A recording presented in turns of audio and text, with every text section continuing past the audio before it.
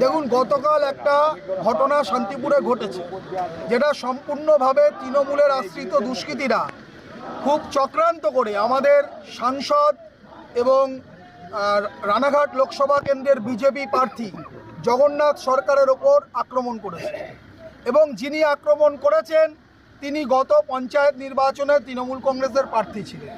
এবং এটাকে কেন্দ্র করে তৃণমূল কংগ্রেস তারা একটা মিথ্যা প্রচার নামিয়ে গোটা বিষয়টাকে ঘুলিয়ে দিতে চাইছে। এবং এর প্রতিবাদে আমরা জগন্নাথ সরকার তিনি প্রার্থী তার উপর আক্রমণের প্রতিবাদে এবং এই তৃণমূলের মিথ্যাচারের প্রতিবাদে আমরা আজকে রাস্তায় নেমেছি। আদিবাসী সমাজের প্রতিনিধিরাও আমাদের সঙ্গে আছেন। আমরা রাস্তায় নেমে প্রতিবাদ করছি যে অবিলম্বে যারা জগন্নাথ সরকারকে আক্রমণ করেছেন অবিলম্বে সেই তৃণমূল নেতাদের গ্রেপ্তার করতে হবে। কতক্ষণ অবরোধ করবেন আপনারা? আমরা আধ ঘন্টা অবরোধ করবো। আধ ঘন্টা অবরোধ করার পরে, কারণ আমরা মানুষের অসুবিধা চাই না, এটা একটা প্রতীকী অবরোধ। আধ ঘন্টা অবরোধ করে আমরা উঠে যাব। করা হয়েছে, উনি নিজের পুকুরে মাছ চুরি হচ্ছে বলে দেখতে গেছেন, তখন একটা ষড়যন্ত্র তৈরি করা হয় এবং তাকে আক্রমণ করা হয়।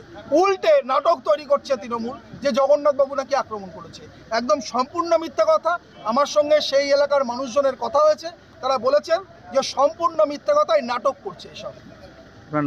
চঞ্চল চক্রবর্তী, সহকারী সভাপতি, শান্তিপুর পঞ্চায়েত সমিতি।